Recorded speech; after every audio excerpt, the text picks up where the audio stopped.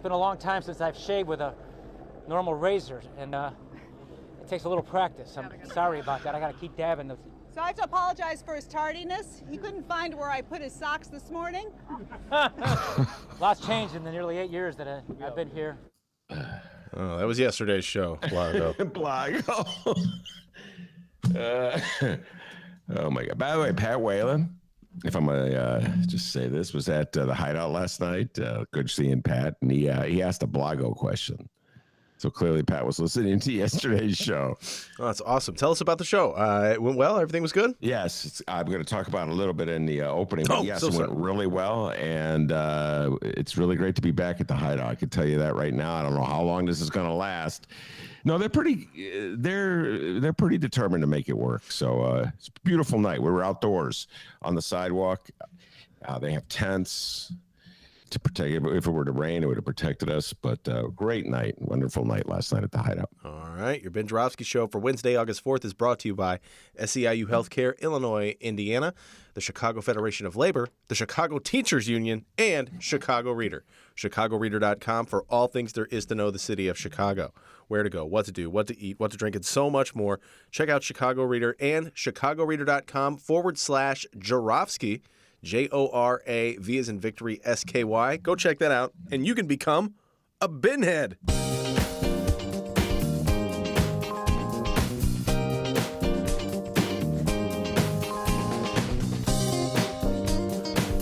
It is Wednesday, August 4th, and live from my apartment and his attic, this is the Ben Joravsky Show.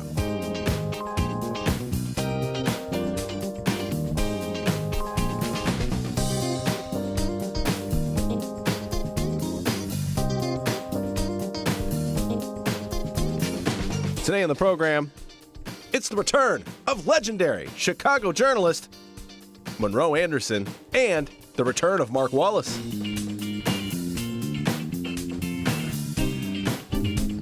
And now your host, Chicago Reader columnist Ben Joravsky. Hello, everybody. Ben Joravsky here. We're calling this Rand Brand Wednesday, and here's why. As I was telling Dr. D, it was a great night last night at the Hideout. Mike Dumasafa and I hosted our first Tuesday show. It was a lovely night, beautiful weather, nice crowd. We'll drop the recording of the conversation as soon as we get it from the Hideout. Probably drop it later this week. So we have a recording, unlike last month, but we have a recording this month. Judge Timothy Evans showed up. He's the chief judge of the Cook County Circuit Courts. And it was quite a conversation about police and judges and parole and crime and the rights of the accused and his attitudes regarding Mayor Lori Lightfoot and Police Chief David Brown, who have been known from time to time to use the judges as what? Whipping boys, as they used to say. And Judge Evans and I even reminisce. I'll be talking about this with Monroe, about the good old days, or not so good old days, however you look back at them, in the 1980s when he was Alderman Timothy Evans of the 4th Ward and was Mayor Harold Washington's floor leader in the Chicago City Council during the epic battles of council wars, and then he later ran against Eugene Sawyer for mayor of the city of Chicago. So a little reminiscing, and we're really going to I'll really enjoy talking to Monroe Anderson about that, because I asked him, Judge Evans, that is, the Monroe Anderson question, and I'll get into that later. Back to the night itself. As befits a good liberal crowd, everyone who attended was vaccinated. In fact, you had to show your vaccination card to get into the seating area. Don't tell this to Fox News. Don't tell this to MAGA. But they took away our liberty. Even Judge Evans had to show his vaccination card. Anyway, I got home from this event filled with really nice liberal people and found a fundraising appeal in my email from Senator Rand Paul of Kentucky. And its headline, "The left is an anti-science mob now." I read on. Here is the opening statement. Friend, every study that has focused on natural immunity for COVID agrees that natural immunity is just as good as the vaccine. But the Biden and the radical left want to force a vaccine mandate. There is no science to support the continued wearing of masks either. But Biden and the radical left are trying to force new masks mandates. It has nothing, and nothing is in all caps, to really emphasize that point. It has nothing to do with science, and everything is in all caps to do with control. Then, of course, Rand Paul's email goes on to take a few shots at Dr. Fauci, who MAGA hates, and winds up asking MAGA to send Rand Paul some money. Stand with Rand. Monroe Anderson, my next guest, may have been one of the people who sent money to Rand Paul. Just kidding, Monroe. I know you didn't. I read that thing and I was like, man, what a bunch of BS. I mean, it's phrased in such a way that it may be like a kernel of truth. Like every study that is focused on natural immunity for COVID agrees that natural immunity is just as good as the vaccine. Like some whacked out study, maybe what he's calling every study that's focused on natural immunity was couched in such a way as to say natural immunity, whatever natural immunity is, by the way, is as good as a shot. So maybe there's a kernel of truth in like a really disingenuous way. But of course, I can't think of any legitimate scientist anywhere, any legitimate doctor anywhere who's telling people, oh, you don't need to get the shot. No, not getting the shot doesn't offer any more prevention than natural immunity. Now, I want to point out that Rand Paul is a doctor. He's an ophthalmologist. That's a doctor who deals with disorders of the eye. I'm sure he's really smart. But let's face it, folks, he's just winging it here. He's just making this shit up as he goes along. He's locked in a political war with liberals and Dems. And he's got this personal grudge with Fauci. Like he needs to show Fauci he's just as smart as Fauci. A lot of people will catch the virus because Rand Paul's got to show Fauci who's the boys. And so I'm thinking about all those good people who showed up at the hideout last night. All those good liberals who eagerly got the shot as soon as they could and then dutifully showed their vaccine card, not only without a word of complaint about having to show the vaccine card, Monroe Anderson, but praising the hideout for making them show the vaccine. They not only showed the vaccine card, they told Timmy Tutton, who runs the hideout, and Katie Tutton, thank you for making us show the vaccine card, okay? All these nice people who came out to hear Judge Timothy Evans, who came out for a civilized discussion on crime and punishment and lawlessness and the law and whether Mayor Lori Lightfoot is playing games with statistics to blame crime on the judges. All these people may as well be living on their little island, the hideout island. And meanwhile, out in the rest of the country, it's a different world. Now, who will get to run in the Senate and the House next year? The hideout crowd or the Rand Paul crowd? At this moment, it's tough for me to say. My guess is that the majority of voters in this country are lined up with the hideout crowd, at least when it comes to something like getting the shot. But, as Monroe Anderson knows, the congressional maps are gerrymandered to give Rand's crowd the advantage. They could win the Congress even if they gain fewer overall votes, just like they won the presidency in 2016 with fewer votes. It's a bizarre way to run a democracy, but it's the only democracy we've got. This fight is far from over. We got a great show today, everybody. Monroe Anderson, I'm looking at him right now. He's rested and ready. I got the Monroe Anderson question I'm going to lead off with. And then joining us in about half an hour will be Monroe's good friend, Mark Wallace, radio personality, activist, best known for his battle against red light cameras. But he's got a lot of opinions on a lot of things. And he said he's ready to talk absolutely any political issue we throw at him. So we'll probably get a lot of discussion on what went down in Ohio yesterday. My beloved Bernie. Oh, God, Monroe's so happy. He's so happy. My beloved Nina Turner lost. What do you got to do? You just got to roll with the punches sometimes. Rough night for the Bernie crowd last night. But we'll be discussing that. And I won't be running it for Monroe Anderson. I will not be running from the consequences of that election, okay? I know you're happy right now. Chantel Brown was victorious. Anyway, welcome back, Monroe. It's good to be back. All right. And I may not be able to talk right now because I'm about to cry about what happened in Ohio. I'm on the verge of tears. I pity my birdie bros. Monroe. Bros. Somehow or other, Monroe Anderson and I are roughly the same age, have confronted the same name twice on a ballot. The name is Bernie Sanders, 2016 and 2020. And somehow or other, Monroe Anderson was able to resist the temptation to vote for Bernie Sanders. I, on the other hand, eagerly, can I vote for him twice? And you did. Yes, I did. But let the record show, I turned right around and voted for Monroe's candidates in the general election, even though I really got issues with those Clintons these days.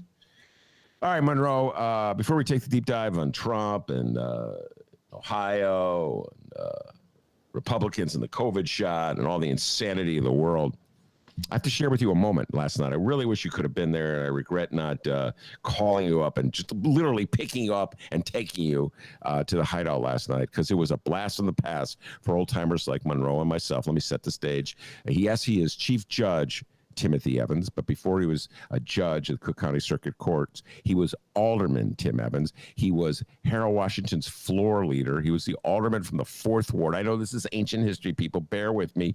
He was alderman from the 4th Ward, which is on the south side of Chicago, Kenwood and Hyde Park, and he was defeated as alderman by a certain Toni Preckwinkle. He had a few things to say about her last night, Monroe. And he's, he may have forgiven, but he has not forgotten some of the stuff, some of the antics Tony's people who think Toni Preckwinkle walks on water, Monroe, and just crack me up like she's Saint Tony. Oh, my lefty fellow, she's so wonderful. But anyway, but Tim Evans, as people over the age of 55 can tell you, there was a sharp divide in the black community after Harold Washington died between Eugene Sawyer, for whom Monroe served as press secretary, and Tim Evans, who was now the chief judge. And that divide resulted, in my humble opinion, in Mayor Daley being elected in '89 special election. And then once he was in office, the powers that be in his town, and Monroe Anderson will agree with me on this, were absolutely determined to do everything they could do to make sure he stayed in office. And as a result, he was our mayor, for better or for worse, and I emphasize the worst part of that, until 2010, when he walked out of office and handed it off to Rahm, who may have even been worse. So I think in many ways, Monroe Anderson, that split, that divide between Evans and Sawyer resulted in, oh my goodness, 26 years of bad mayors for the city of Chicago. That's my humble opinion. So I asked Tim Evans what I call the Monroe Anderson question, and that is this. Judge Evans, do you have any regrets when you look back and consider what followed 20 years of Daley and 8 years of Rahm? Do you have any regrets for having challenged Eugene Sawyer and not having immediately supported him? And Monroe, what do you think his response was? Let's see. No regrets. You hit it. No regrets.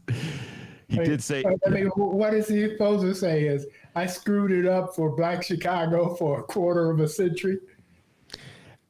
Well, that's one answer. Yes. That wasn't coming. I like him. I like Tim Evans. No, and, I like Tim too. I like Tim Evans. And, the thing is, Tim was at Sawyer's funeral, and they dogged him out. They were giving the eulogies. They talked about him while he was there. Who's the they? Yeah. No, who is the they that did the dogging out? The people giving the eulogies, running the funeral. because it was in Sawyer's ward, and it was Sawyer's church. Mayor Daley was at the funeral too. He was up there by the podium. Did anyone dog Mayor Daley, by the way? No. Okay, well, that just says absolutely everything you need to know about the divisions of Black Chicago. They're madder at Tim Evans than they're at Daley. Right. Just let's pause to think about that for a moment, Monroe. That's insane. Right. And of course, I was at the funeral, and I was sitting on the front row next to Al Sampson. And Daley was sitting on the stage, on the platform. And he was looking out, and he looked at me, and I think he was trying to remember who I was. And then when he realized who I was, he got this scowl on his face. And I'm sure he was thinking, that's that Ben Jarofsky's friend. It's the kiss of death with Mayor Daley. Even worse with Mayor Rahm. No, I mean, it's one of those things, Monroe, where you think about the history of what might have been, and had Sawyer or Evans emerged as the permanent successor for Harold in '89, as opposed to Daley, right? Would Chicago have followed the same tactics, tearing down the projects? Accelerating the gentrification of the city of Chicago by subsidizing developments in upscale, already gentrifying areas. Eventually, really tough, to put it mildly, police tactics in the Black neighborhood, sort of encouraging Black people to leave the city of Chicago. Right. Would right. that? None of that would happen. When Harold was mayor, I had a conversation with Bill Ware, who was his chief of staff at the time. And Bill told me that no Black mayor could touch the projects. It would be political suicide for them to tear down or touch the projects. And Daley got in, and Cabrini Green is gone for all practical purposes. Robert Taylor Holmes is gone. Ida B. Wells is gone. And everybody's in there, not everybody, but a great deal of the Black community, poor Black community, is now in the Black suburbs instead of at the city of Chicago. Yeah. Or in the state of Indiana. Right. And the other thing, and I've made this point more than once in more than one place, is that had Sawyer stayed in office, and then after a couple of terms, Evans became mayor, what it would have done for Chicago, what the succession of Black mayors did for Atlanta. There'd be a lot more rich Black Chicagoans, and all those things you just named never would have happened in that fashion. Well, there definitely would have been a lot more, I don't know, rich, but well-to-do Black Chicagoans, because I remember when Harold took office, one of the first things he did was start divvying out the bond money that lawyers get to represent it. And I remember a lawyer telling me, I can't remember the dude's name, but I remember him telling me, he would be like, Ben, this is not that difficult law. I'm just saying, this is like not complicated law doing bond practice, Right. I'm saying? It's just like, but it's lucrative. Right. You start representing those bond deals, borrowing huge amounts of money, get a little slice of it. Right. And he goes, this is not hard law. I'm telling you. It's like, so yeah, they could have doled it out. The late Michael Scott, we had lunch one time, and his explanation of what went down was with Black Chicago is that Harold got elected, and for the first 3.5 years of his term, you had the 29 stifling him every which way they could. And then he finally won a second term, and he died early in the second term. Mm-hmm. And so Black Chicagoans never fully realized what being in power meant. Yeah. And so all these black millionaires that would have been made legitimately just through getting city business or what have you, not any under the table deals, they never got into place. Black Chicago overall never got to realize the advantage of having one of their own in the office. Yeah. And so we got dailied. And right. And by the way, so I had this conversation with Tim Evans, and we will be dropping it on the show and the podcast in a little while. And Monroe, I urge you to listen to it, particularly at the end, because when I asked the Monroe Anderson question, which I call the Monroe Anderson question, and I think you'll find his response very interesting. But anyway, we had this conversation, and I looked out at the audience, and there were a lot of young people at the audience. In the old days, when we do the hideout shows, it would be older people, my generation. But for whatever reason now, with the pandemic, it's like a younger crowd. God bless them. Monroe, they're looking at me like I'm talking about the Civil War. I'm like, and I realize, man, I am so old. Like, things that matter to me and that are part of my just worldview and shaped who I am, Monroe, it's like, right. Huh? Now we have a black woman lesbian as mayor. So that's how much the city's changed over that time period. Yeah. Who I would argue. You know, so they're going, what's the big deal? Yeah. Yeah. I know. And it's so, and in many ways, just think about this. Lori Lightfoot is a corporate lawyer. So she represents the very sort of constituency that would have really benefited a lot from Harold Washington or Gene Sawyer being mayor. But she's younger. I believe she didn't move to Chicago until she was in law school at the University of Chicago in the 80s. So it may have been during Washington's era or Sawyer's era. I cannot recall. Yeah. And then she found her way, and give her credit. She worked her way to the top of corporate Chicago as a lawyer. But she is a corporate lawyer. She does not, her rise to power, Monroe, is drastically different than what Harold Washington and Tim Evans. Tim talked about this, about what he had to do coming up through the ranks of the Democratic Party as a precinct captain and an alderman, et cetera. He was one of the silent six at one point. Well, I mean, his predecessor, Claude Holman, was, but he was not allowed six. Let's put it that way. Right.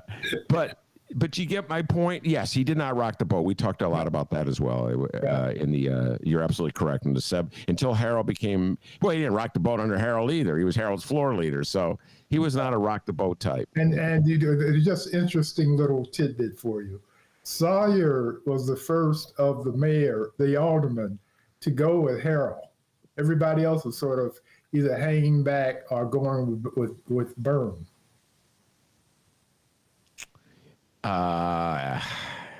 Sawyer was the first to break. Was he? All right, I'll give you that. I have a new memory of it. One of his bragging points.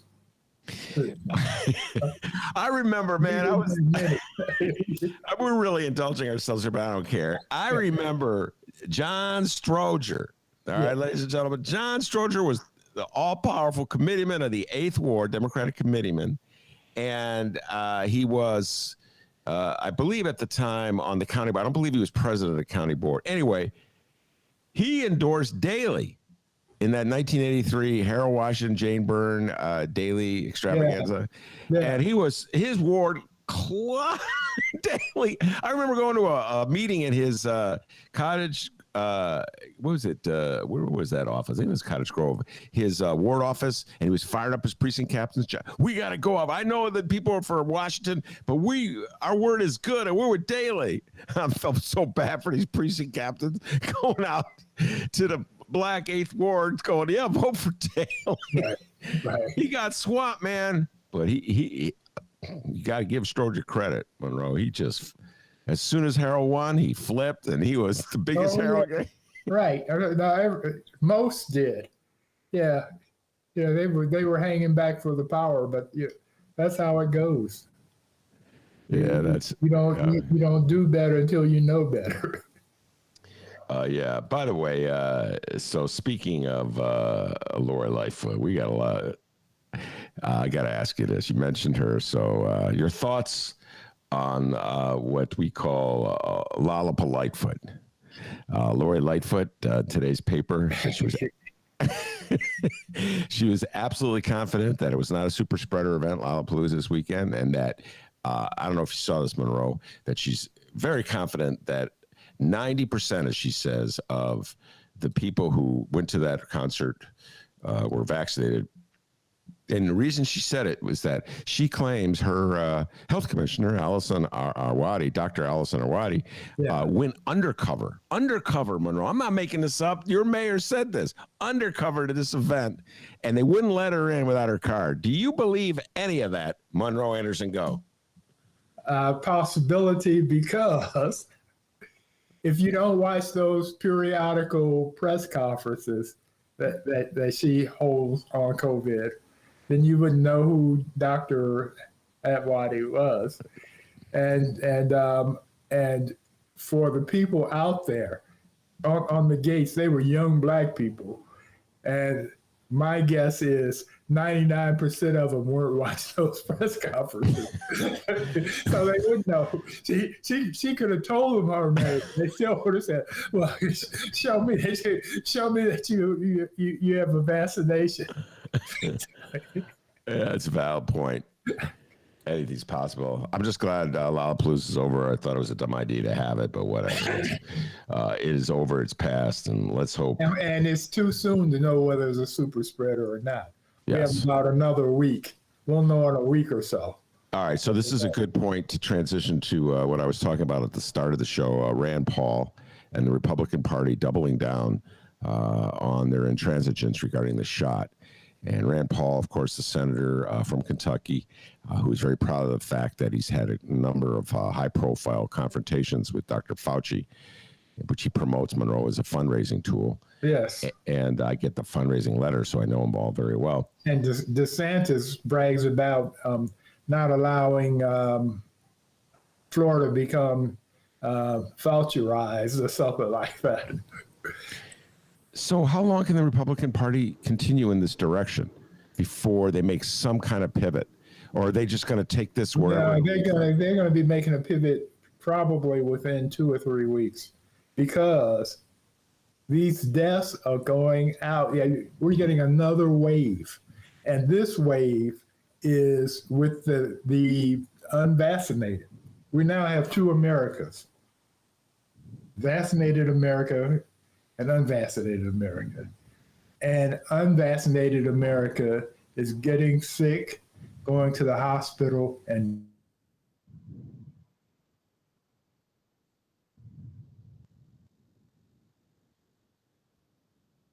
on MSNBC this morning, they were interviewing this woman from, I think it was Arkansas. I can't remember. It was either Arkansas or Florida. But her brother, she was a young woman, probably in her mid-30s.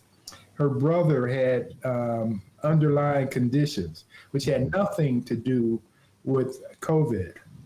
But he had an attack. An ambulance came and picked him up, and they couldn't find a hospital to take him to, because they're all filled with COVID patients. And he did not have COVID, but he was about to die. She thought they thought, but it took 12 hours for the ambulance to find a hospital that could take him, that had a bed so they could take him. And so, it's one thing to lie about whether Trump won or not. But with people dying, getting sick, going to the hospital and dying, reality is going to set in among much of that crowd. Not all of them. Some are just so crazy. I mean, they are literally, they're stupid and crazy. And so if their Lord Jesus Christ showed up tomorrow and said, get the vaccination, they go, what happened to you, man? You used to be so righteous. Yeah, that's funny. You got that right. No, you're right about the two Americas, and that's the point. That's the thought I had, having come from the hideout, as I said at the start of the show, where everybody was just dutifully and proudly and happily showing their vaccination cards and proclaiming this is how you should do it in a civilized society. And then, I come home and I see Fauci's email solicitation, raising money off of his defiance and his declaration that the vaccine does not give you any more protection than natural immunity, which I don't even know what natural immunity. This is how natural immunity works. There's a virus, for example, and it kills so many people that there's no one left to spread it. Either those that have lived, their immune systems have built up resistance, and so and the ones whose immune system didn't work for them, they died, and so it gets to a point where there's no place for the virus to go.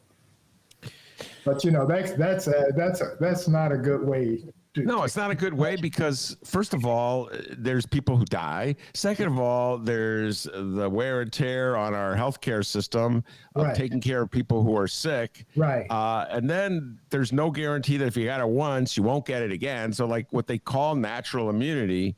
But I think when you just say natural immunity, it fosters in people's minds this notion that there are some people who just won't get it. And I think that is an idea that is just fastened onto people's brains from the get-go. Oh, this is just for old people. Yeah, no. This is what has happened. Russia and China have had people using Facebook and other social media to give false narrative, to say these things that you've just said that they believe. Yeah. And, because it's to their advantage. We're global competitors. It's to their advantage, A, to keep us split into two camps, but secondly, to weaken America in every which way they can. And so they have people on Facebook in disguise putting out all these false narratives about how one of the narratives is that if you get the vaccination and you're a woman, you won't be able to have children. You become infertile. Yeah. So they're afraid of that. There was Asa Hutchinson, the governor of Arkansas. Yeah. He had a town hall meeting yesterday, and he got jeered. We were telling them they should get the vaccination, and they were saying that he was lying, and that they were going to do the vaccination because of all these horrible things. Again, they heard through Facebook and other social media, Instagram, that would happen if they got the vaccination. All right. I just got a text from Mark Wallace. He's dutifully waiting for his invitation. So what we're going to do is we're going to take a break, and we're going to send out invitations, new invitation to Monroe and invitation to Mark Wallace. When we return, we'll broaden the discussion. Mark Wallace will join us, good friend of Monroe, radio host. And we'll be talking red light cameras, economic development in Chicago. And yes, we're going to get to Ohio. Monroe's going to take a victory lap. I'm going to lick my wounds, and we'll see where Mark Wallace, we'll see if he ducks and dodges this one, Monroe. We'll see how he hit. Mark is not a dodger. No, he's not a dodger. He tells it like it is, or how he sees it. Right. So we'll be right back with Monroe and Mark. Stick around, everybody.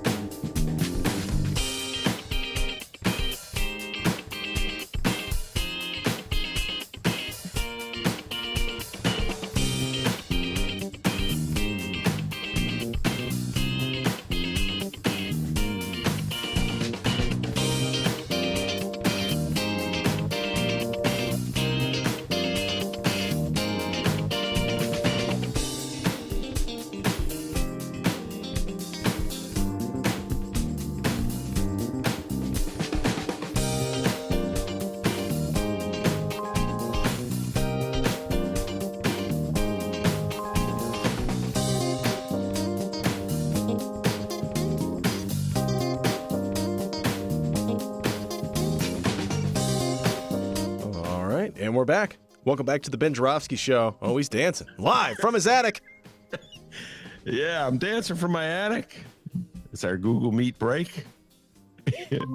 As Dennis likes to point out, we have to take a break because we're sort of bootlegging off of Google Meet. Yeah, I don't like to point that out. I'd rather just, not mention it, but you like to point it out. Yeah, I got this thing about honesty, D, and it does not serve me well, okay? By the way, Dennis, we are going to have to take the deep dive on What a Week It Was this Friday about Dr. Allison Awardi allegedly going undercover at Lollapalooza. That just cracks me up. Maybe Lori Lightfoot was with her. All right, Monroe is back. The great Mark Wallace has joined us. Mark, welcome to the show. Thanks, Ben. Thanks for having me. It's my pleasure. And Mark Wallace is a radio host. He was at VON. He may be going to a certain station that I recall vaguely from the past. We'll see how that works out. Hope you have better luck than I did, Mark Wallace. But I wish you the best. The truth is out there. Is he good man, Mark? And he's a dear friend of Monroe Anderson's. All right, Mark. So Monroe and I have already covered some national politics, and we actually took a stroll down memory lane with a conversation about Tim Evans and Gene Sawyer. We'll hold back and get your thoughts on that one.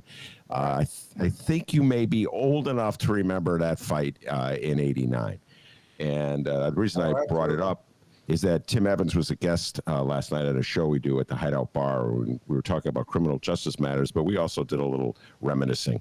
That's unfortunate. So we'll get into that, and we're going to get into Ohio. We're going to talk about what went down in Ohio yesterday. It's sort of like Bernie Sanders versus the mainstream of the Democratic Party again. My candidate lost, Mark Wallace. Monroe Anderson's candidate won. He's been trash talking me about it ever since. So we may get into that. I guess my candidate lost as well. Well, Monroe, you weren't kidding. I said, well, let's see if Mark Wallace ducks and dodges on Nina Turner. He comes right out. So it's 2-1, Monroe. Let's recount the votes. How about that? That's all right. And I can tie one hand behind my back and take on the both of you. Okay. But Mark, why don't you give us an update before we get into these national political stories about red light cameras in the city of Chicago, and it's an issue that you're very well known for. I would call it a crusade that you went on, and it was a very important one. Man, as far as I could tell, the city was squeezing poor people and low-income people and just, middle-class people in general because they were too afraid to raise taxes on the wealthy, and they were doing it through red light cameras. That's my interpretation, and love to get your interpretation on it and the update on the red light camera saga in the city of Chicago. Take it away, Mark Wallace. Yeah, well, the city, they were squeezing poor people and people who can least afford it back then, and Lori Lightfoot has just doubled down on it with completely reversing one of her campaign promises that she would not use red light cameras or speed cameras to balance the budget, and she did a complete reversal on that, where they have now, since March 1st, instituted this $35 ticket for any person driving 6 miles over the speed limit anytime that the cameras are operating in park zones or school safety zones. We have a current lawsuit against Crestwood, Illinois, against them because they were or are giving red light camera tickets out at a right turn that actually does not have a turn signal, technically. And so they generated almost, I think it was to the tune of $1.6 million at one right turn. And that number has probably ballooned to, 10 million by now. So in a 16-month period, they had generated more than $3.5 million at that right turn. And most people who got tickets there got multiple tickets because there were people who generally lives in that area who traveled that direction at least twice a day. So we have a lawsuit pending against Crestwood, Illinois, and we're now reinvestigating a potential lawsuit for the city of Chicago on the speed cameras, because we found that, and although they said that another reporter found it, but we gave it to that reporter, that the city, they made a mistake in posting a sign saying that the cameras were operable between 6 a.m. and 9 a.m. or 6 a.m. and 9:30. So we are saying that every ticket that they violated somebody from beyond that time should be refunded, because it's actually supposed to be 6 a.m. and 9 p.m. But the city, being the brilliant people that they are, posted a sign that said 6 a.m. to 9:30 a.m. And we caught it. So that's one area that we're investigating, and there are some other areas that we're investigating where the city is screwing up once again on that whole process, that I'm not at liberty to talk about the details of it, but we are looking at that. So we're still pushing in the courts, because that's our last line of defense. But even that is hard, because depending on who you go before, that judge could have been appointed by, somebody like a Ed Burke or Michael Madigan. And so they are, posturing as the vanguards for some of these municipalities. By the way, I just get a kick out of the fact that you nailed them on that technicality where they put AM instead of PM. I'm going to just tell you that from many years of writing articles or columns about getting battles to keep people off the ballot with signatures and the cumbersome and complicated signature law, whenever the regulars, the regular Democrats, the Madigan Democrats, if you will, make a mistake, it's just an oversight. It's a technicality. Come on, let it go, Mark Wallace. Stop being so belligerent.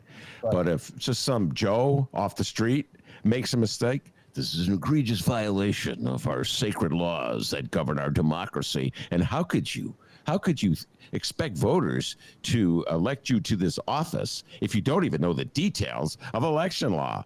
So you're going to face that one. You're going to hear some lawyers in court if you take it to court saying, "Oh, come on, Mark Wallace." Well, that's what they have argued. They tried to argue that in the last case that we actually won, where after we got the actual certification, they came out with a press conference and said, "Oh, we did make a mistake, so we're going to give everybody a second chance to go to court." But that's not the way the law is written.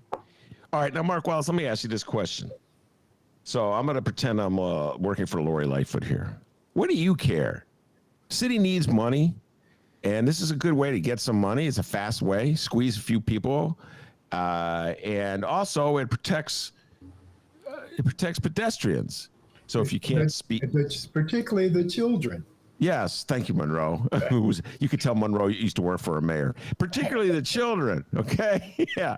So why are you causing all this trouble, Mark Wallace? Well, I will say to Lori Lightfoot's advocate or a Monroe like type that says, you know what?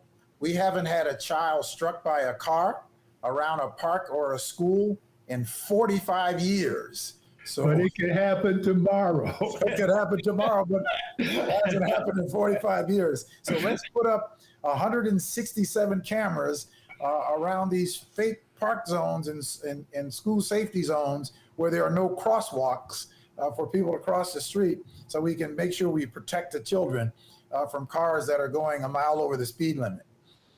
So what I would say is this.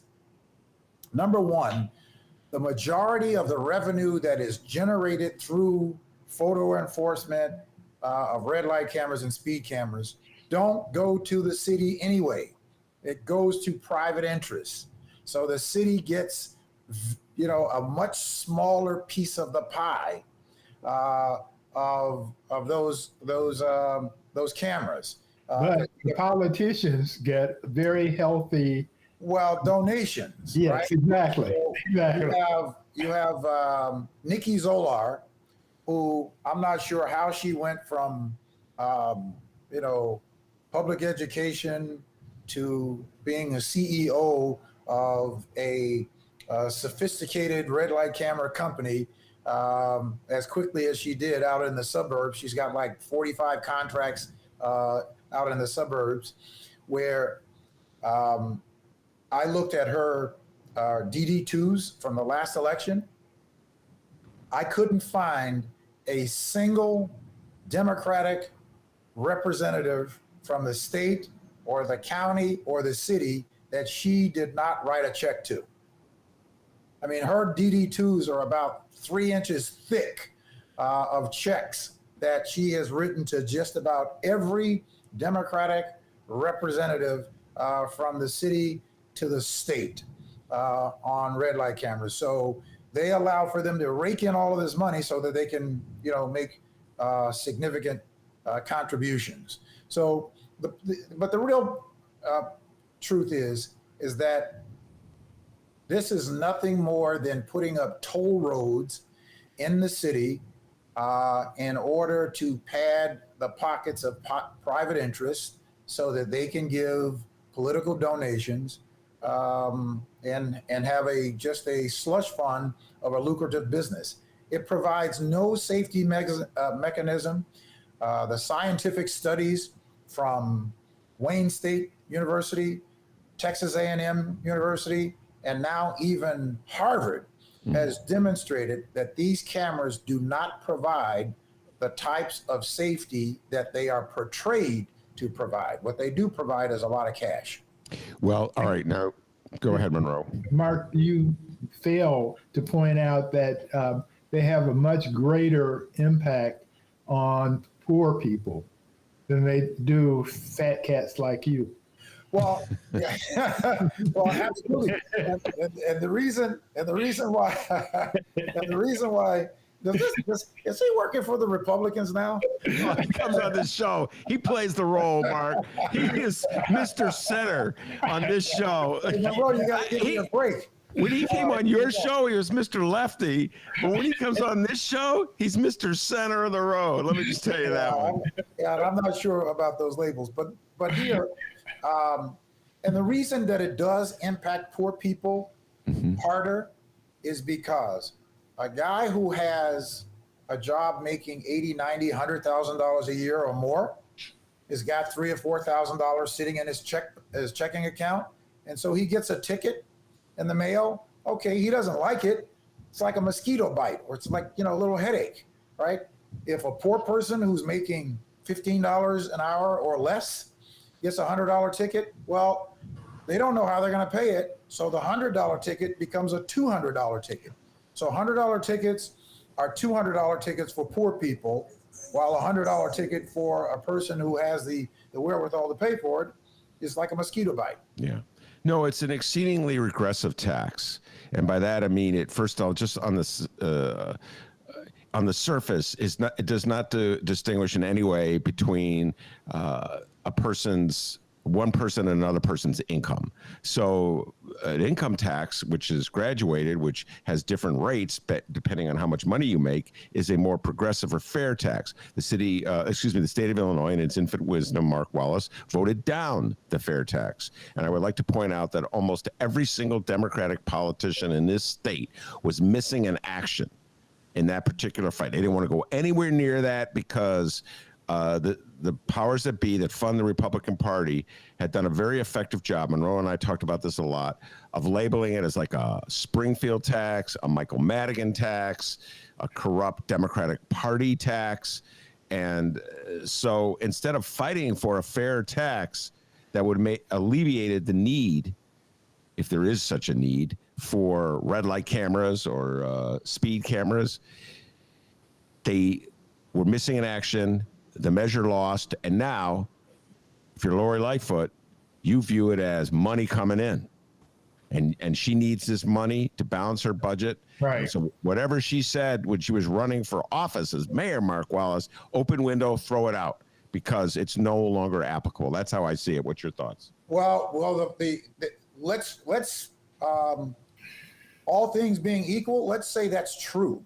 Then Today, it's not true because they're all flushed with federal subsidies of billions of dollars. So they don't need this. When she came out to say, well, we need the money because we're $200 million in the hole, well, they're $1 billion plus as a surplus, and they don't know what to do. They don't even have a clue as to what to do to solve problems. So they have the money now. What is the need of continuously squeezing people who are already at risk? I even said to the mayor or people that we are in the middle of a pandemic, and the people who are most vulnerable to this new tax of 6 miles over the speed limit, a $35 ticket, are essential workers because they can't work from at home. They have to go to work. So the luxury corporate people can work from at home. They don't have to drive anyway. But the person who works at McDonald's, person who works at the hospital, who cleans our, hallways, they have to go to work. So these are the people who are getting hit the hardest. I have a person who contacted me that has gotten 8 of those tickets before they knew they had the first one. So it's not a $35 ticket, it's multiple $35 tickets. So when you review the evidence, Mark Wallace, do you think it's a matter of the city desperately needing the revenue from the red light cameras, the speeding cameras, or how do I put this euphemistically? Monroe's smiling. Or is it a matter of relationships having been developed between the powers that be that run a city and the folks who run these companies? And so that's the deal going down, if you follow what I'm saying. Business. This is pure, Yes. This is pure payola, pure payola. If the city did not have red light cameras or speed cameras or the revenue from it, the city would be in no worse shape than it is in currently or it was in before. It is purely payola. There is no benefit that we as a public get from having these cameras. It is like a placebo. It makes people, get on one side of the debate, right? Because you can say, well, we need to have scarecrows in the middle of the school parks because it makes kids, feel safer. Well, you're going to have some idiots who are going to say, oh, okay, well, we need to have that. And then you're going to have other people who say, well, why do we need to have a scarecrow? So you're going to always have that, whether it's right or it's wrong. But this is purely about padding the pockets of private interests. Some person came to Mayor Daley, back in 2001 or 2002 when he went and traveled somewhere and say, hey, come to this convention. They've got a new gadget where you can generate a lot of money, but you can couch it as a safety measure. That's exactly what happened here. And they are right. So our Chicago Department of Transportation, which is supposed to be about, infrastructure and providing public safety and safer streets, is nothing more than a profit center. That's all it is. When I was writing a column for the Sun-Times back in the early 2006, 2007, I wrote a column about how Daley was making Chicago like London with all the cameras, because at that time London was the most had more cameras on its streets than any place else in the world. And another example I cited was the street vacuum cleaners, because they were doing that in Paris with the flowers. And so you look up one day and they're vacuum cleaners that you ride, but they sweep up the sidewalks with these vacuum cleaners. And that's something. Daley would go someplace and go, whoa. Well, yeah, that's what, at one time I said somebody needs to stop Daley from going on vacation, because every time he goes somewhere, he comes back with some cockamamie idea that we have to pay thousands of dollars for, like fencing in your property, right? Businesses have to put up these wrought iron fence. Well, yeah, I wrote a column about that, about all the fences that were going up all over the city. And then he's putting fences under the viaducts to keep the homeless from sleeping there.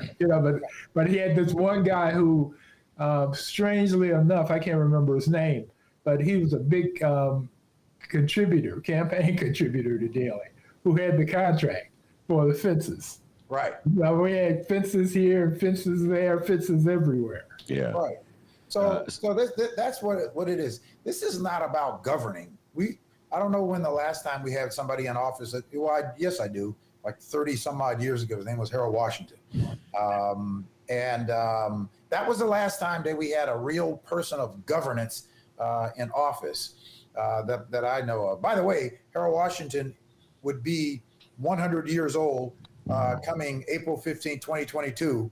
And we're doing all sorts of commemorative type celebrations about that. We'll talk more about that. Well, let's get in. We might as well get into that. We've already discussed this, Monroe and I have earlier in the show, but I got you here. You raised it. And so I'm feeling kind of nostalgic about Harold Washington, Mark Wallace.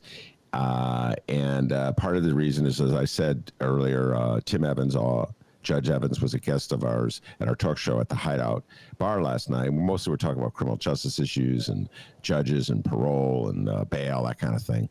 But then I went down memory lane with him about the role he played by running against Eugene Sawyer in dividing up the black vote, essentially splitting the black community politically, and resulting, in my humble opinion, you may disagree with me, in 20 years of Daley, 20 years of going to Paris, seeing a parking meter, and then coming back with the idea, I'm going to sell the parking meters, or going on a train in China and then coming up with the idea, I'm going to have an express train to O'Hare, no matter how much it costs. I'm going to spend all this TIF money to build a station in the below Block 37 that we'll never use. Sorry, Mark Wallace. Oh, yeah. Going on a riff.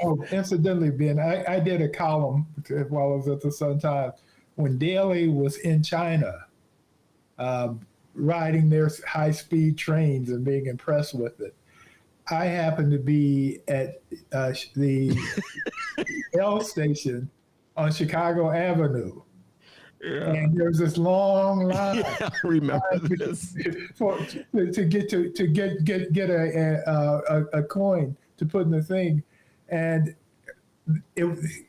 most of the machines were inoperable because they hadn't collected the money. Yeah. They had so much money in it, they couldn't collect money anymore. So, we couldn't even handle the basic stuff, and we're trying to follow. He's trying to do high-speed rail. Yeah, he's doing high-speed rail at a premium price for out-of-town businessmen.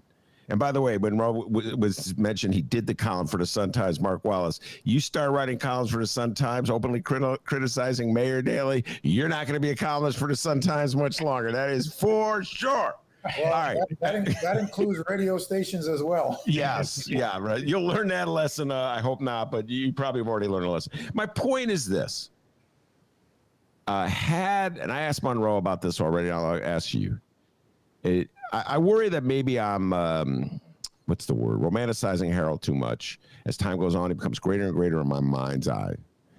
And I do know when I just was in love with the man when he ran in 1982 and 83. I'd never heard a voice like that running for office in Chicago. He had such humor. He was so much fun to talk to. He was so smart. He was so book read. And I just thought he was the greatest candidate I had ever seen, and I still have ever seen for mayor. So maybe I'm romanticizing him a little bit. Do you, Mark Wallace, believe that had Evans and Sawyer not split the black vote and had ultimately were able to prevail, one or the other, Mayor Evans or Mayor Sawyer, do you think Chicago would have been as corrupt and as wired as it's been for the last 30 years? Go ahead. Well, to answer your question is no, it never would have happened. But let me go back, all right, a little bit, because when you say romanticizing Harold Washington, I don't know anybody who romanticized Harold Washington as much as I do.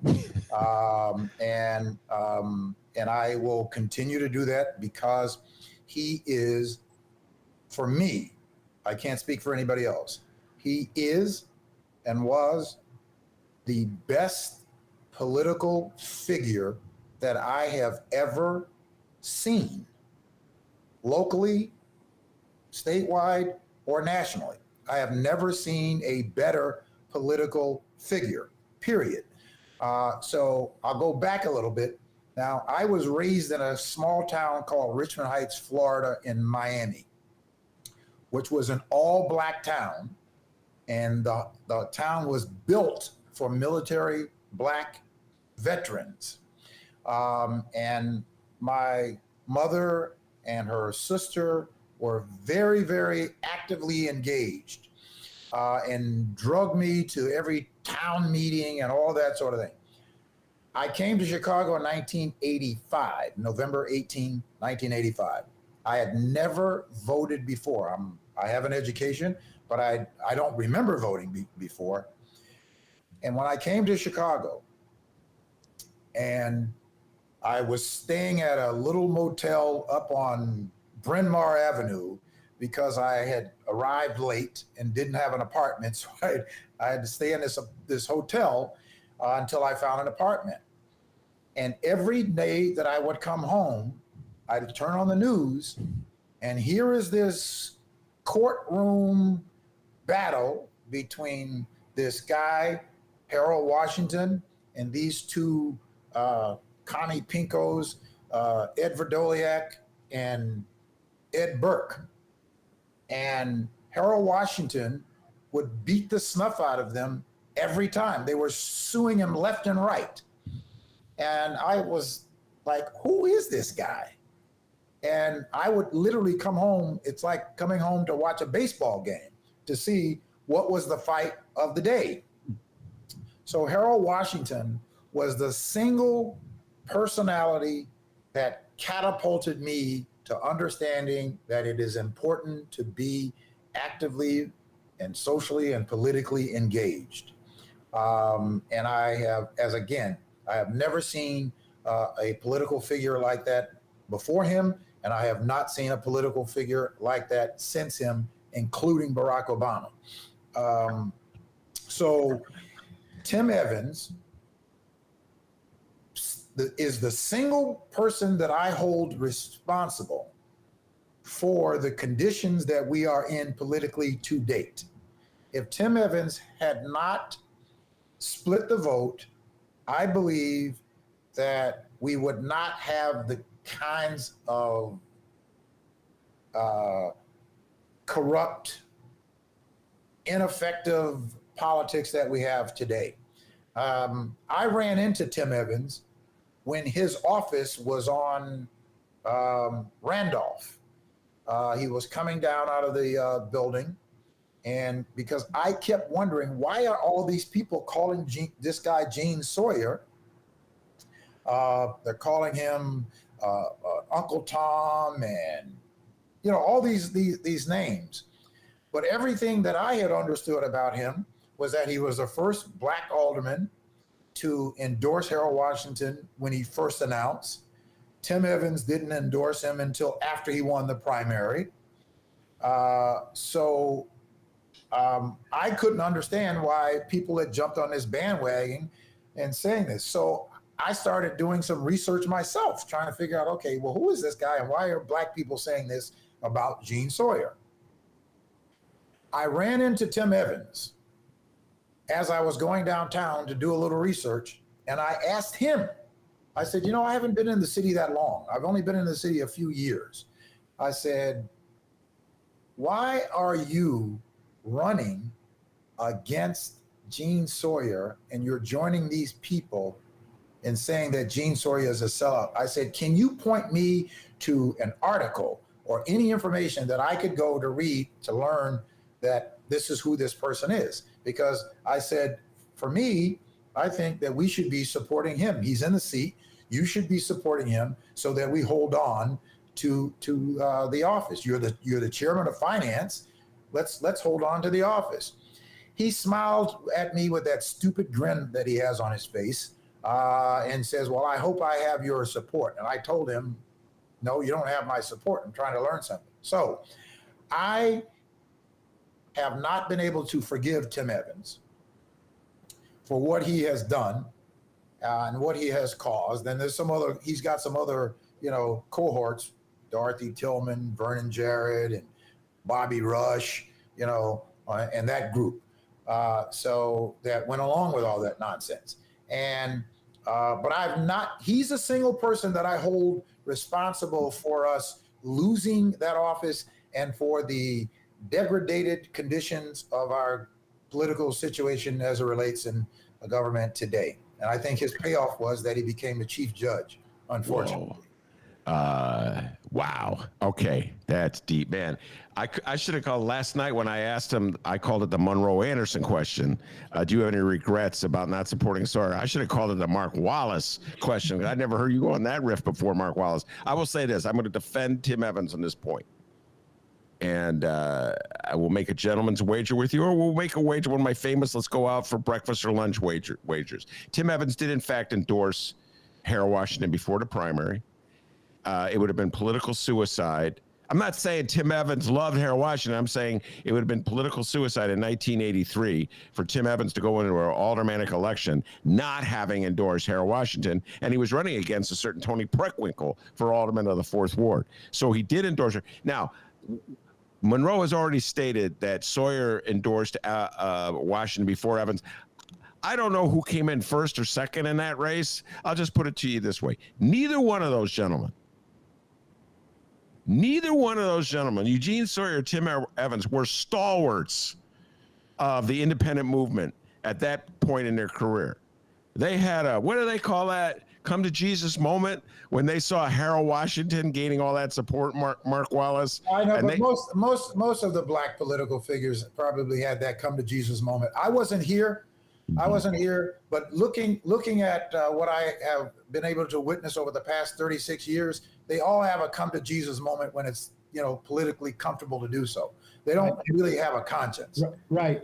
But I was here, and Sawyer did put his career at risk to go with Harold before everybody else did.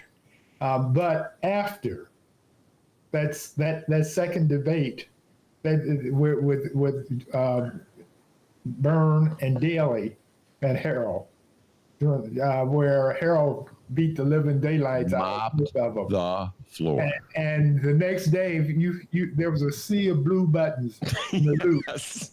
So Sawyer picked up on that quicker than everybody else and said, okay, I'm going with this guy. Oh, my goodness. Mark Wallace, that was a moment. And now here we are, all three old guys, at least me and Monroe, reminiscing about something that happened in 1983. But Harold Washington stood up at that. I think it was in a bank. It was in the basement auditorium of a bank. I remember being there. I was sitting behind Stroger. By chance, I was sitting behind John Stroger, and he was a Daily guy, Mark Wallace. He was shaking his head like, oh, my God. I mean, it was like Ali fighting Jerry Quarry. It was a pummeling. And Harold Washington's so quick. I'm running for mayor of the city of Chicago because Jane Byrne is ruining this city. That was his opening line, Mark Wallace. And I'm like, yeah. And I was with Harry Golden. I was the panelist. You were on that? I did not remember. I wished I could have been here, but I wasn't here. And I got here, like I said, in 1985, right in the middle of, Council Wars.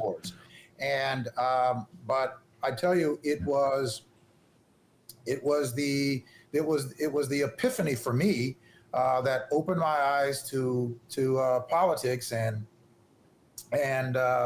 to advocating for the so-called underdog, right? And Harold Washington was a person. I've never met him personally. I only saw him once. He came by my church when he was running for the second time, and I was a member of Union Missionary Baptist Church, which is at 940 North Orleans, and one of the pastor there, Marvin Alexander, who was very tied in, was the pastor there, and they brought Harold Washington there on a campaign stump. But I've never personally met him. But this is a person who you just felt like you had a friend who was there advocating on your behalf. And when the man died, there's something inside of me that died I lived at 1120 North LaSalle. When I had heard that he died, I didn't leave my apartment from that day to the last day that they actually had him laying in the rotunda, and I went down to pay my respects. It was one of the most difficult things for me to have to do. I was saddened, and I've been hopeful but saddened ever since that we've not had a close resemblance of a figure of governing like a Harold Washington. Well put. I did not know you were a North Sider in those days. Well, I'm going to bring us up to date by talking about the current mayor, Mayor Lori Lightfoot. Get your thoughts on this, Mark and Monroe. Mayor Lori Lightfoot gave an interview with the New York Times a week ago. I finally got a chance this weekend to listen to it in its entirety. I wrote a column about it. I wrote a column about one sliver of it. But the part that's relevant to the conversation we're having now, Mark and Monroe, is where Lori Lightfoot positioned herself as, how do I put this, as almost like an upstart, underdog, who, by virtue of her gender, her race, is always going to be picked on, and very much going against the powers that be in this town. And whether she realized it or not, she was sort of reviving much of what was very true for Harold Washington. You know, same kind of rhetoric that was very true for Harold Washington, because the powers that be in this town united, did everything they could to either sabotage his administration or as soon as he had died, make sure that no one any way resembling Harold Washington would ever get elected again. And they were successful for a long time. So I struggle with giving Lori Lightfoot the same benefit of the doubt that I give Harold Washington. She's a corporate lawyer. Harold was not a corporate lawyer. That's putting it mildly. Right. Now, and Harold was known back when he was in the state Senate to be able to argue either side of a point of an issue very effectively. Yeah. And sometimes he would do that. He would go from one to the other. You know, this is why he was not taken seriously the first time he ran for mayor, because it was questionable about his motives. In 1977. So my question is this: do you think that Lori Lightfoot is challenging the status quo in the city the way Harold Washington did? Do you see evidence that Lori Lightfoot is forcing the powers that be in the city to redistribute economic development dollars in such a way that help poor neighborhoods, even if it means taking those dollars from well-to-do neighborhoods? Or do you think it's a matter of Lori Lightfoot very successfully using the rhetoric of a Harold Washington to bamboozle a podcaster for the New York Times? I'll ask Mark Wallace, and then Monroe Anderson will weigh in. Go ahead, Mark. Well, I see Lori Lightfoot as using the same effectively using the same daily strategy that she comes to the Black community when it is convenient to give an appearance, though she may be doing something, but there's no substance to that whatsoever. So there is no resemblance whatsoever between Lori Lightfoot's administration and Harold Washington's administration, or in terms of her taking resources from wealthier areas and making sure that they're invested in areas that have been economically deprived for a long periods of time. When she campaigned on the south side of Chicago, somebody asked her a question, and nobody drove down on it, but I thought it was very interestingly. They said, when you went to the south side, did you see a difference between the South Side and the North Side?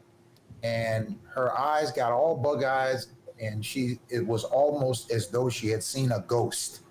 And her response was, yes, a universe of difference, which tells me that she had never been on the south or west side of Chicago, or had never paid attention. Or if she did, this is the only time that it really mattered that she responded this way, because she was running for the office.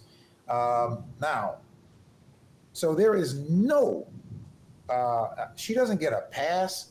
I don't think that, her gender or her race in this case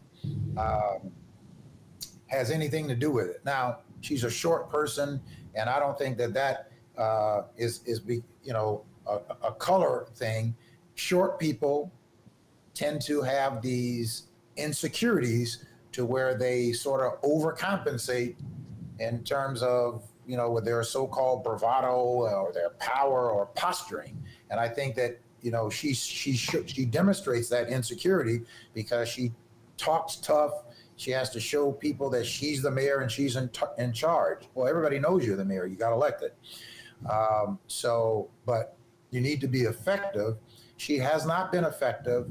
They roll out these programs, or at least these titles of programs that sound good, right? Like the Southwest Invest.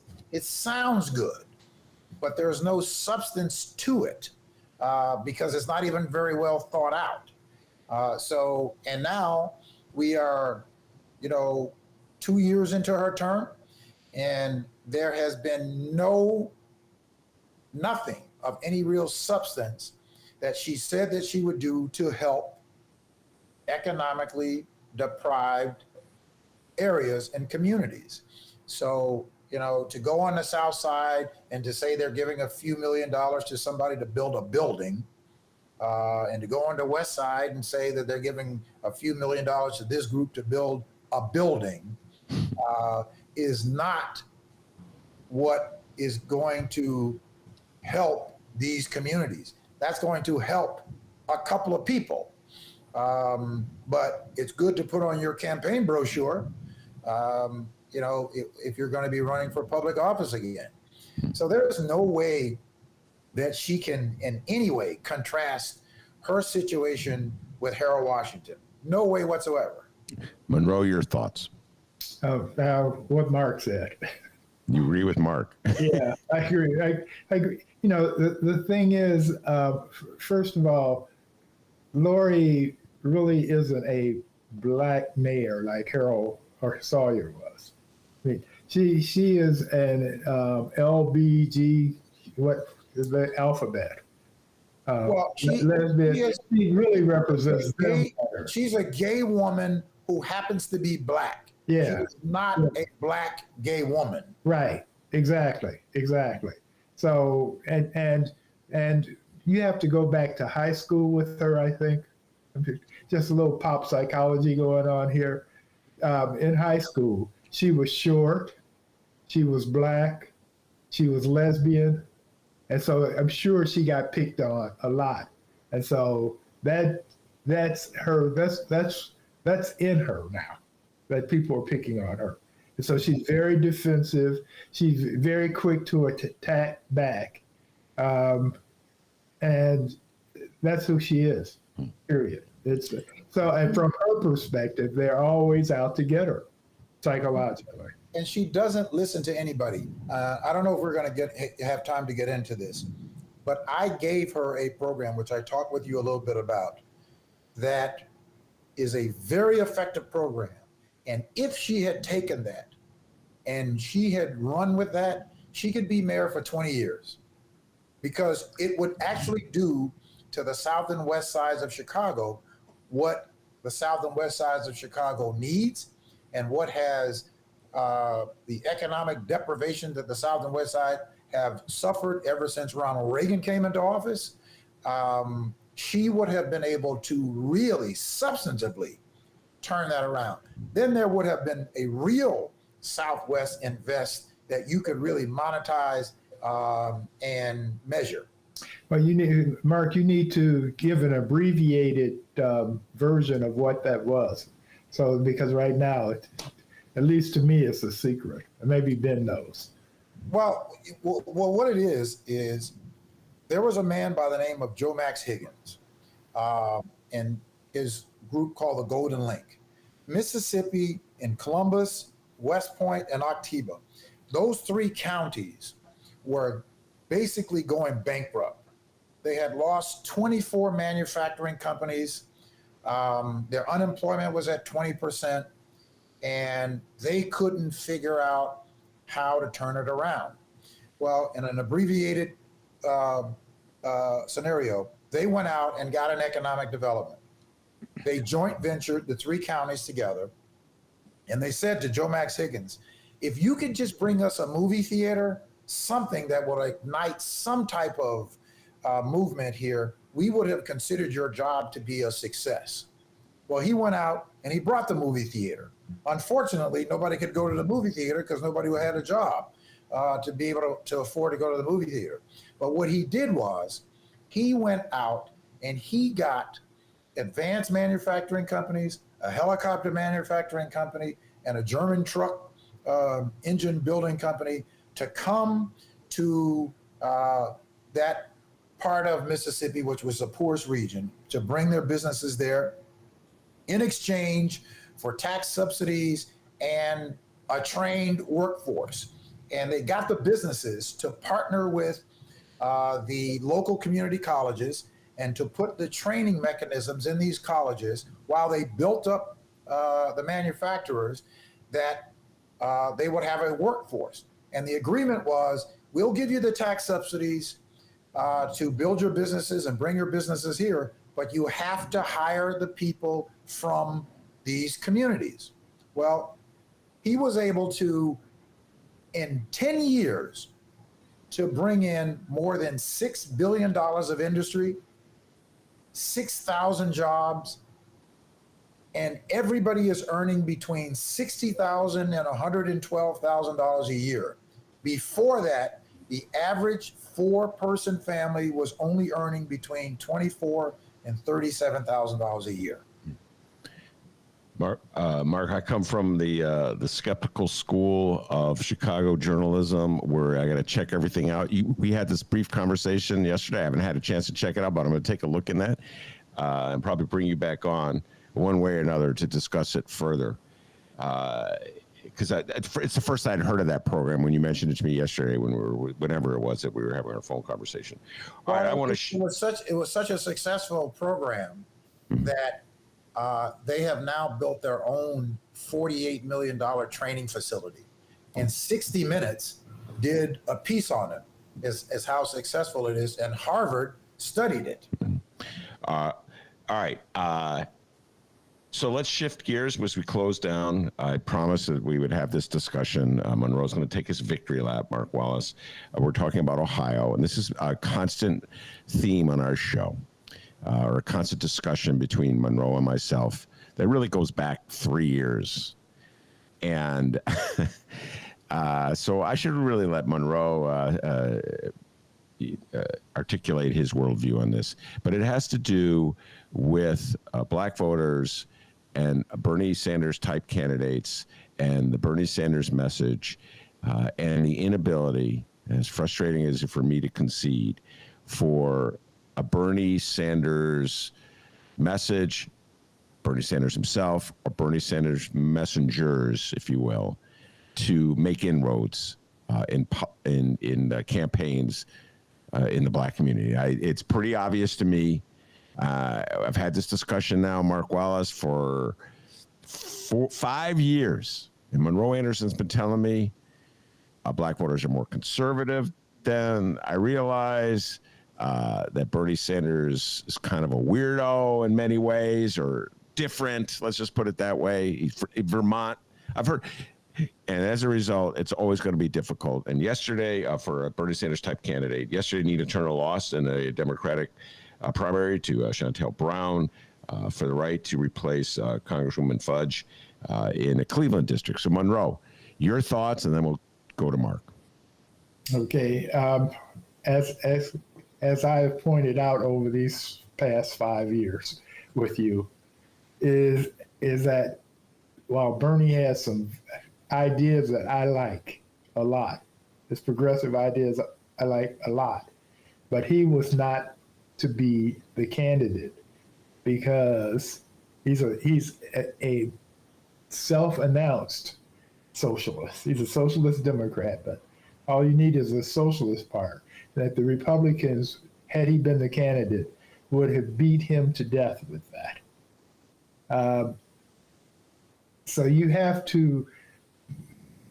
Right now, what's happened is the party with black folks, Democrats, has broken down to some Bernie bros and some progressives, super progressives, and Clyburn's people.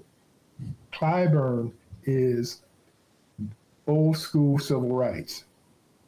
I mean, he's back in that era, and that's where black folks, voters, are in general. You know, you have the firebrands, of course, like Nina in the party, but black folks are relatively. They're still going to church on Sundays.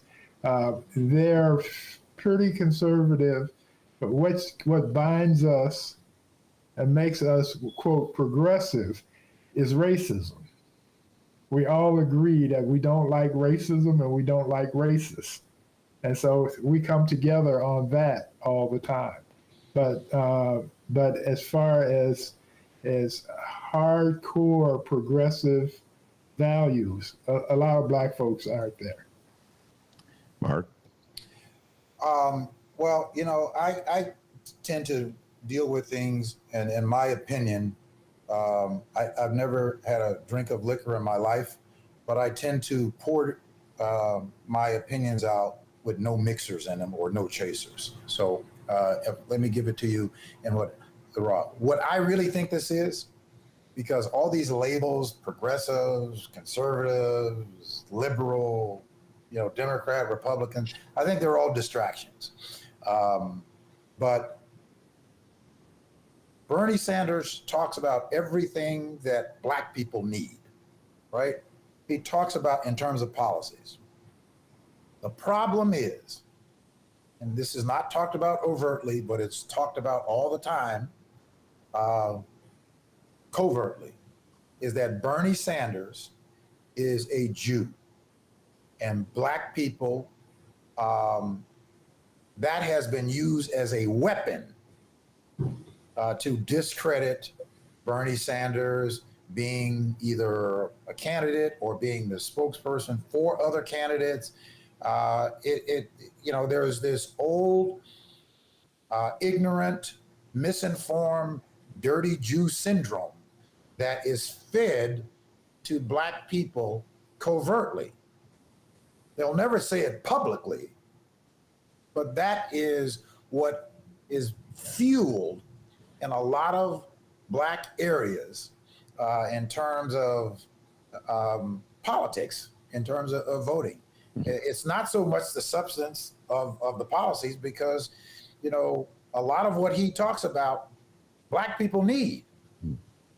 And he's right on point. And he's saying it more than some black representatives are saying it or articulating it better. But the fact is, and I believe, because I hear this same nonsense and I get into arguments with people all the time about it, it's that they say, well, you know, Bernie Sanders, you know, he's a Jew. And I say, well, what does that mean? What does that mean? I said, you know, you think that the white Irish Catholics have treated you any better? Or are going to treat you any better? So for me, that is where I believe the real plank is that he's a Jew. Okay, well, wait a minute. We have to, because I'm a little bit older than Mark, and so this is my theory, just from what I've watched in my lifetime, is that there was a coalition during the early civil rights movement between Jews and blacks that worked very well, and was accepted throughout the black community. If you remember, one of the, a Jewish person was killed when the Klan killed those three, Yes. Cheney and Cheney, right. Goodman, Schwerner, and Cheney. Yeah, right, exactly. But during the Black Power movement, when there was a shift from the civil rights movement to the Black Power movement, there were Jews who were invested in the civil rights movement who argued that it was time to, that Jews were too paternalistic, et cetera, et cetera. And that's when the problem started developing in the community. And I don't think it's fully recovered from that. Well, let me just throw this in. Google Meet is telling us we have 5 minutes to go. Right. Google Meet runs my show, Mark Wallace and Monroe Anderson. But let me just say this, Mark, I had never heard that theory before. I'm going to let that percolate in my brain. I'm dubious about it. I do not doubt for 1 minute that you've had conversations like that. I've had so many conversations, anti-Jewish conversations, not even conversations, people blathering at bars and such when they've had a few to drink. So I know there's a lot of anti-Jewish feelings out there. I wrote about this in The Reader. But I'll put it to you this way. In 2015, Rahm Emanuel ran against Jesus Garcia. And I had so many black people all of a sudden on the Rahm bus, because they didn't like Chewy, telling me, my father used to buy on credit at a store on, you name the address, on the south side of Chicago, and it was a Jewish guy. And there's always been this unity between Jews, and I'm voting for Rahm for that. I heard Conrad Worrell told me that. And so I'm a little skeptical about it. I've never seen any evidence in Chicago. Larry Bloom was the alderman of the 5th Ward year after year, and Harold endorsed him, and black people voted for Larry Bloom. Leon Dupre, Jewish man, was the alderman of the 5th Ward. Probably the most outspoken civil rights activist in the city's council in the 60s. So I've not seen any evidence of that. But, you know, there's a lot of anti-Jewish sentiment in this country, Mark Wallace. And yeah, there's a lot of that ignorantly, right? Of being Jewish or anti-black. I mean, there's a lot of ignorance out there. But yes, there black people,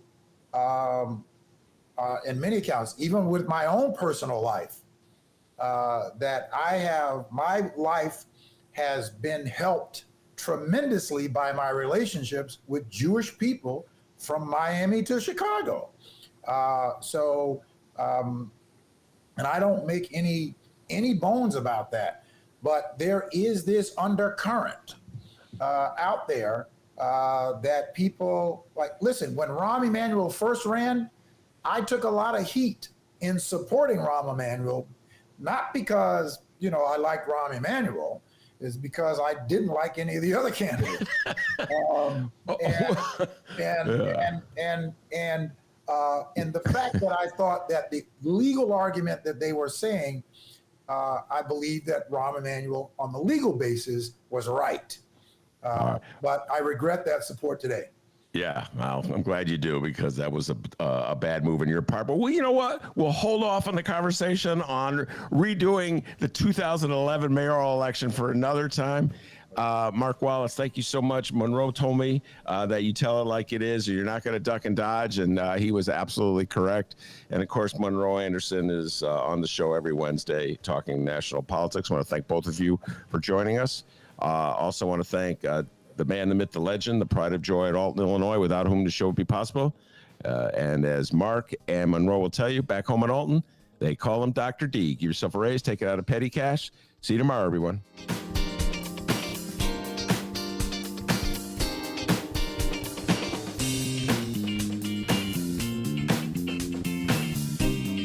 I want an answer. I want an answer.